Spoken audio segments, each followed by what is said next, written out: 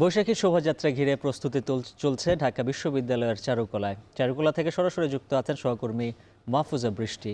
বৃষ্টি, জানাবেন শোভাযাত্রার জন্য এবার কি কি মোটিভ তৈরি করা হচ্ছে আর প্রস্তুতি কতটুকু সম্পন্ন হলো?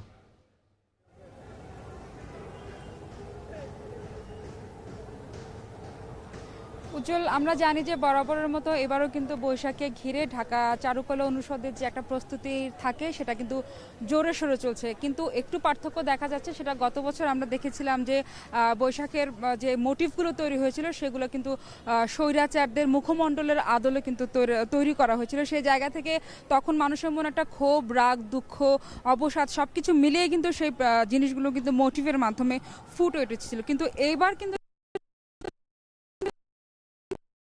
পরিবেশ সবকিছুর উপর ধারণ করে চলছে যে দাবদাহ, সেই গরমের পরে কিন্তু এক ধরনের একটা প্রাণচঞ্চল উজ্জ্বল পরিবেশ প্রাকৃতিক কিন্তু তৈরি হয়েছে। সেই জায়গা থেকে এবারের মোটিভগুলো কিন্তু পাঁচটা রকমের বিশেষ করে প্রাধান্য দেওয়া হচ্ছে। আমরা লালমোরগের ছুটি দেখেছি, আমরা দেখেছি ময়মনসিংহের চাপা ঘোড়া প্রস্তুত করতে, পায়রা তৈরি করছে, পালকি তৈরি করছে। সে জায়গা থেকে আমরা দেখতে পাচ্ছি এবার যে বাউল সাম্রাজ্যের যে বাউল সমাজ গোষ্ঠীদেরকে যে ধরনের অপমান অপদস্থ করা হয়েছে একটা গোষ্ঠীর মাধ্যমে, কিছু মানুষ তাদের বিরুদ্ধে চলে গেছিল, সেই জায়গা থেকে তাদের প্রতি সম্মান জানিয়ে কিন্তু এবারে যে বাউলের আদলের কিন্তু একতারা আকৃতির মোটিভটাও কিন্তু এবার তৈরি করা হচ্ছে। আপনি চোখের সামনে দেখতে পাচ্ছেন যে সাদা রঙের কিন্তু এই একতারা তৈরি করা হচ্ছে, তবে এর মধ্যে আরো নানান রকমের কারুকাজ তৈরি। আপনি দেখতে পাচ্ছেন যে এখানে আসার সাথে সাথে চারুকলা যে শিল্পীরা আছে তারা কিন্তু আমার মুখমণ্ডলেও কিন্তু অল্পনা এঁকে দিয়েছে।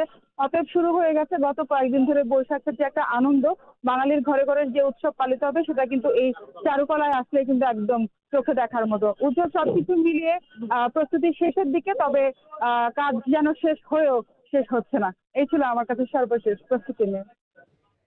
চারুকলা থেকে বৈশাখী শোভাযাত্রার প্রস্তুতির খবর জানাচ্ছিলেন মাহফুজা বৃষ্টি।